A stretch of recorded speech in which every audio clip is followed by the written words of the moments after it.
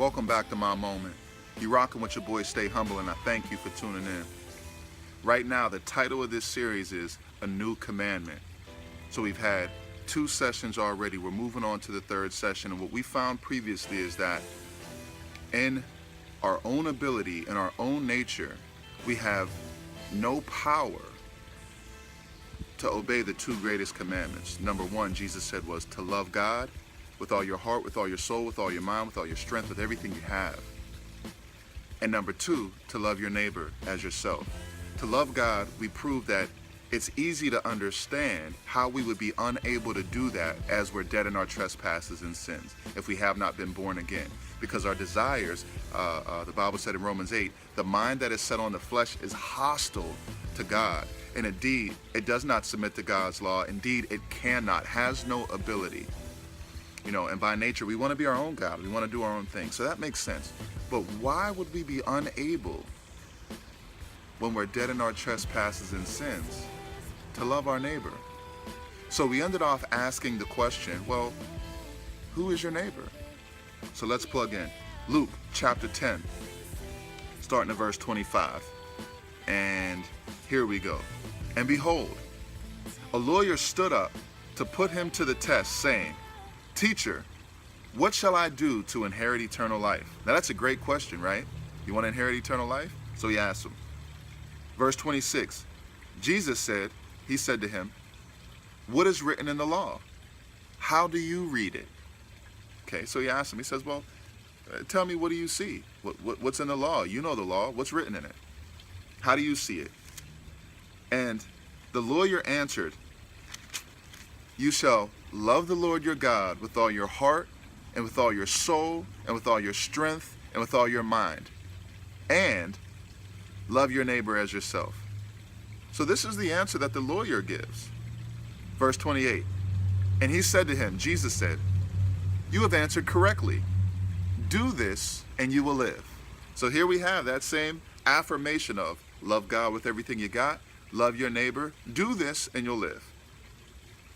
Verse 29, but he, the lawyer, desiring to justify himself, to clear himself from blame, to defend himself successfully, said to Jesus, and who is my neighbor? So this is the question.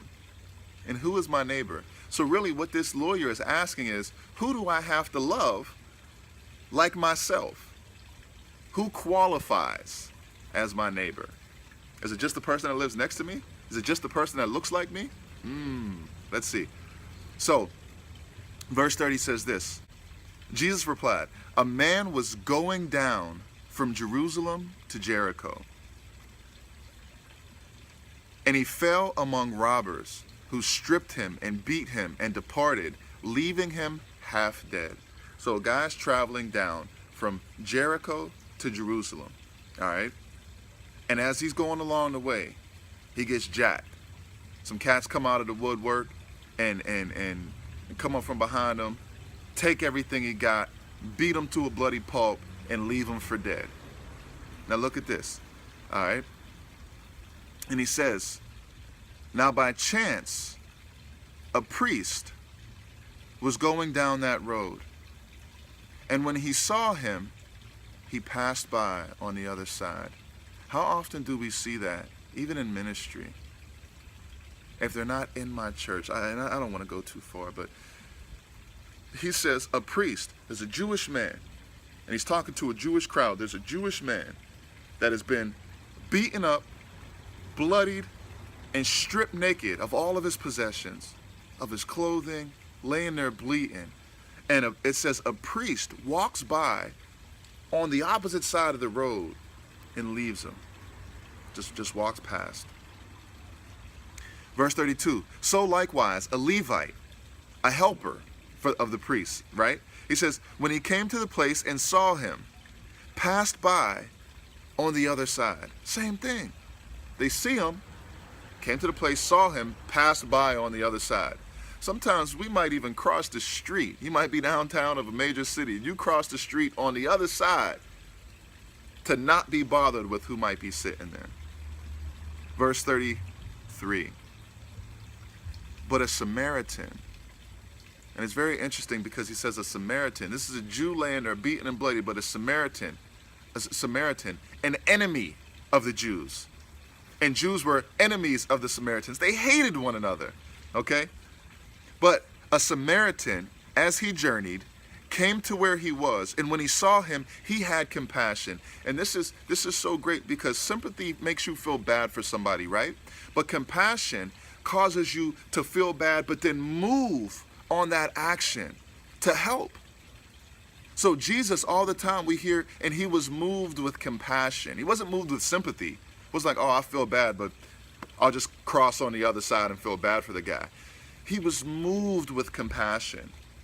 So he raised somebody from the dead. So he healed the sick. So he fed the crowd. He was moved with compassion.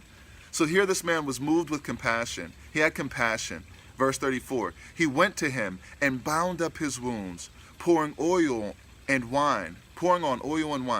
Then he set him on his own animal and brought him to an inn and took care of him. So here this guy doesn't just feel bad, but he actually does something about it. And the next day, he took out 2 denarii and gave them to the innkeeper, saying, take care of him, and whatever you spend, I will repay you when I come back. Wow. So this man, even though he's an enemy, even though he knows they don't get along, Samaritans don't get along with Jews, he just sees somebody hurting. He just sees somebody in need, and his heart is moved with compassion, and he goes and he helps them. So much so that he puts him on his own horse, takes him to an inn, bandages him up, touches his wounds and everything, helping him out, sealing him up, takes him to the inn, puts him up for a couple nights in the room so that he could be healed, and he says, yo, whatever you spend on him, I'll cover you when I get back. Jesus asked the question, which of these 3 do you think proved to be a neighbor to the man who fell among the robbers? Remember, the original question is, well, Jesus, who's my neighbor? What do I have to do to inherit eternal life? Jesus said, how do you read it? He says, well, love God with everything I have and love my neighbor. And Jesus says, you said right. Do that and live.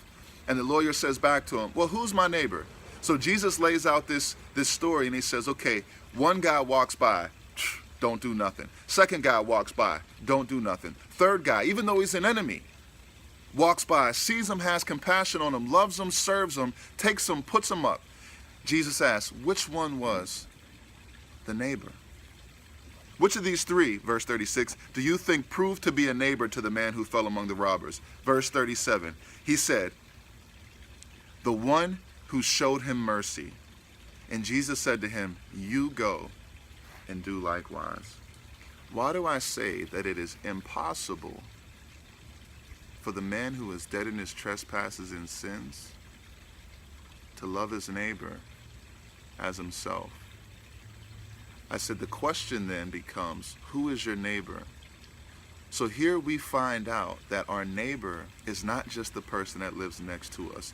Our neighbor is not just the person who looks like us. But our neighbor is even our enemy. And it is impossible for those who are dead in their trespasses and sins to love. Remember, we said the world's definition of love is based on affection, but God's definition of love is based on action, doing something to achieve an aim. God calls us to even love our enemies. Even our enemies are our neighbor. And that's not natural. So in the next episode, we're going to look at God's call to love our enemies. Thank you for tuning in again. This is your moment.